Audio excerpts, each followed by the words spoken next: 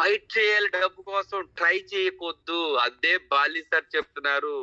This is not a trying business, this is a fight business. Decision తీసుకునే business, that is small time attitude.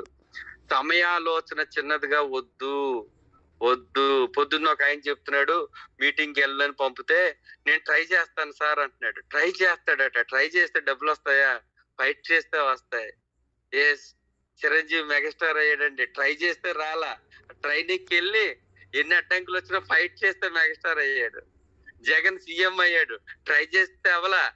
Andhra Pradesh రాష్ట్ర ముఖ్యమంత్రి YS Jaganmohan Reddy అని board ముందుగానే రాయించుకుని పెట్టుకున్నాడు. That is fight.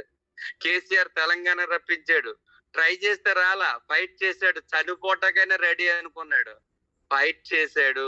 గాంధీ గారు స్వతంత్ర సమరయోధుడు, స్వతంత్రం కోసం ఉప్పు సత్యాగ్రహం చేసి 42 రోజులు తిండి తిప్పలు లేకుండా చనిపోయినా పర్వాలేదు బ్రిటిష్ చేతిలోంచి నా దేశాన్ని రక్షించాలనుకుని ఫైట్ చేశాడు తప్ప ట్రై చేయలేదు.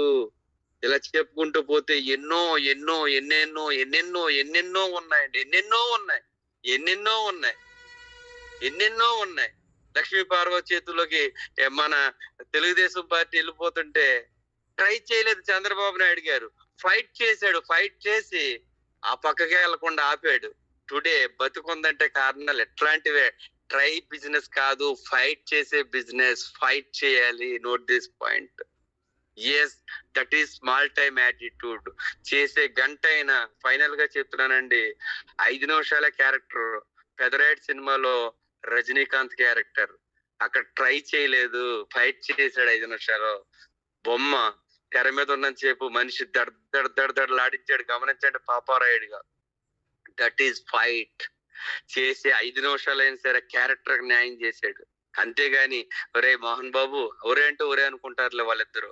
ఒరే మోహన్ బాబు, నాది ఏదో 5 నిమిషాలే కదరా, అంతా నీదే కదరా, చుట్టూ నువ్వే ఎగరేయాలి, తువాలు నువ్వే తిప్పాలి, నువ్వే పంచి కట్టాలి, నాదేముంది 5 నిమిషాలు పాపారాయుడిగా కనబడతాను, వచ్చి వెళ్ళిపోతాను కదా, నన్నెవడు చూస్తాడు 5 నిమిషాలు, సినిమా అంతా 2.5 గంటలు నువ్వే కనబడుతున్నావు, నువ్వే ఉండాలి, నేను డామినేట్ చేస్తే మళ్ళీ సినిమా ఆడదు అని ప్యాంటు షర్ట్ తో వచ్చి ఏదో పాపారాయుడు గారు 2 డైలాగులు చెప్పేసి వెళ్ళిపోతే, పెదరాయుడు హిట్ అవునా సార్? ఎవరి పాత్ర వాళ్ళకు ఉంది కాబట్టి 5 నిమిషాల్లో మెరిపించాడు. మనం చేసేది గంట అయినా గాని మీరు పెదరాయుడు సినిమాలో పెదరాయుడు క్యారెక్టర్ లాగా ఉద్యోగం చేయండి, పాపారాయుడు క్యారెక్టర్ లాగా వెస్టేజింగ్ చేయండి, కానీ పాపారాయుడు లాగా కనపడండి అంటాను నేను. అది నేను చెప్పేది. అందరికి అర్థమైంది అనుకుంటాను. నెక్స్ట్ థర్డ్ పాయింట్ వచ్చి థింకింగ్ యువర్ ద ప్రాబ్లం. ఆలోచించడమే పెద్ద సమస్య. ప్రజలు నొప్పించేటప్పుడు మీ అందరికి తెలుసు నో చెప్తారు, మనకి నో చెప్పకూడదు. ఎంత మైనస్ అంటే నాకు కూడా కొంతమంది నో చెప్పినప్పుడు చాలా పెద్ద ఫీల్ అయిపోయాను, క్విట్ అయిపోదాం అనుకున్నాను ప్రామిస్ గా. నాకు ముఖ్యంగా నేను ప్రీవియస్ గా పని చేసిన వాళ్ళు పరిచయస్తులు ఉంటారు. నేను పెద్ద ఎగ్జైట్ అయిపోయి నా ప్రీవియస్ గా ఎవరైతే ఉన్నారో అనంతలక్ష్మి మేడం తెలుసు, ఈ గ్రూప్ లో ఉన్న వాళ్ళలో, వాళ్ళ దగ్గరికి వెళ్ళి నేను కొంతమంది దగ్గర వెస్టేజ్ గురించి చెప్తే నన్ను ఎంత చీప్ గా చూశారంటే అసలు జాయిన్ అవ్వకపోగా ఇంకా చీప్ గా మాట్లాడారు. నేనేం చేశానంటే తెలుసా, అంత అవసరమా మనకి, ఐఎమ్ సారీ, ఒక వర్డ్ మాట్లాడతాకి నేను ఇష్టపడిన అయినా మాట్లాడుతున్నాను. ఇంత బతుకు ఇంటి వెనకాల సచ్చాడు అనేది సామెత ఉంది కదా, ఏంట్రా వీళ్ళందరి చేత నేను ఎంత శబాష్ అనిపించుకునేవాడిని గతంలో, ఇప్పుడు వీళ్ళందరూ నన్ను ఇలాగ తీసి పడేస్తున్నారేంట్రా ఉప్మాలో కరివేపాకు తీసినట్టు, ఇంకా నేను ఎక్కడ సక్సెస్ అవుతాను అని ఒకానొక టైంలో, అంటే month of May are June లో నేను సీరియస్ గా 2016 జనవరిలో, ఫిబ్రవరి, మార్చి, ఏప్రిల్ బాగానే ఉందండి. మే వచ్చేటప్పటికి కొంతమంది మాటలు నన్ను క్విట్ అయిపోదామా అన్నంత ఇదిగా వచ్చేసాయండి. అలాంటి సందర్భంలో నేను మా అప్లైన్ కాల్ చేశాను. ఆయన అన్నారు, ఏమన్నారంటే, ఇప్పుడు ఈ కంపెనీలో లేరులేండి, ఆయన ఏమన్నాడంటే, సార్ మీరు మీ ఆలోచన ఎవరో ఏదో అన్నారని మీరు నెగటివ్ గా ఆలోచిస్తే మీరు గెలవలేరు. ప్రపంచం ఏదైనా మాట్లాడుతుంది. మీరు విని మైండ్కి ఎక్కించుకుని కొందరు మాటలు విని రెండో చెవుని వదిలేసేది కొందరు మాటలు. మీరు అన్ని తలకెక్కించేసుకుంటున్నారు. మీరు మేధావి వర్గానికి చెందిన వారు అనుకున్నాను. మరి అలాగే అనుకోమంటారా అన్నారు. నాకు అర్థమైపోయింది సార్ అన్న. Okay, thank you so much అన్నాడు ఆయన. చూడండి, ఓ చెవితో వింటే ఈ చెవితో వదిలేయాలా లేకపోతే సబ్ కాన్షియస్ మైండ్ కి ఎక్కించుకోవాలా అనేది నిర్ణయించుకోవాలి అని చెప్పాడు. థింకింగ్ యువర్ ద ప్రాబ్లం, ఆలోచించే విధానం ఉండాలి అని చెప్పాడు ఆయన.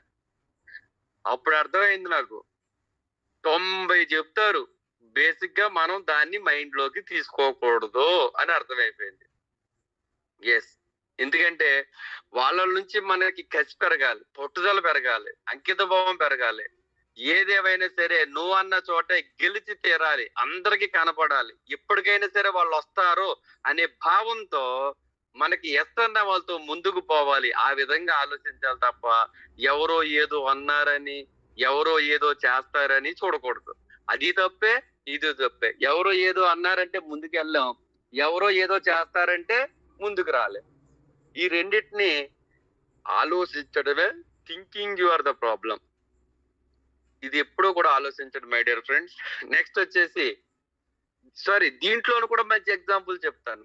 అదేంటంటే యువరాజ్ సింగ్ T20 మ్యాచ్ లో వరల్డ్ కప్ లో ఫ్లింటా బౌలింగ్ లో 4-6 చేసినప్పుడు ఆయన అన్నాడు, నీ అదృష్టం కొద్దీ వెళ్ళి తప్ప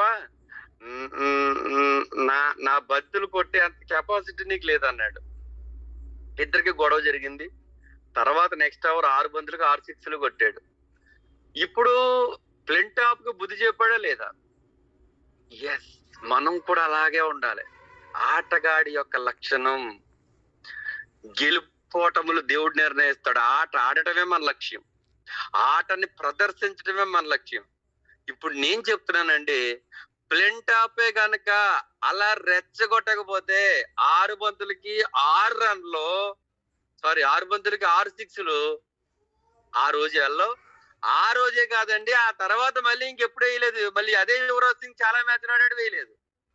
అంటే ఫ్లింటాప్ రెచ్చగొట్టడం వల్ల వేసాడు అనమాట. కావాలంటే యూట్యూబ్ లో ఉంటుంది చూడండి, యువరాజ్ సింగ్ 6 సిక్సెస్ అని కొట్టండి, వచ్చేస్తుంది. 20 నిమిషాలు ఉంటుంది యూట్యూబ్, క్లియర్ గా గమనించండి. ఫ్లింటాప్ రెచ్చగొట్టాడు కాబట్టి కొట్టాడు. అంటే దీన్ని బట్టి నాకు అర్థమైంది, మనకు నో చెప్పే వాళ్ళే మనల్ని రెచ్చగొడుతున్నట్టు, మనల్ని చిరాకు తెప్పించే వాళ్ళే మనల్ని రెచ్చగొడుతున్నట్టు. ఇంట్లో ఉండొచ్చు, బయట ఉండొచ్చు, టీమ్ లో ఉండొచ్చు, ఫ్రెండ్స్ లో ఉండొచ్చు, రిలేటివ్స్ లో ఉండొచ్చు, నైబర్స్ లో ఉండొచ్చు. మొత్తం మీద వాళ్ళు లేకపోతే కనుక వెళ్ళాం. ఈవేళ నాకు 4 లక్షలు వస్తుందంటే మీ అందరి ముందు నేను చెప్తున్నాను, నా తొలినాళ్ళల్లో ఎవరైతే నన్ను డిస్కరేజ్ చేశారో, నాకు నో చెప్పారో, నన్ను వద్దన్నారో వాళ్ళ వల్లే నేను 4 లక్షలకు వచ్చానండి.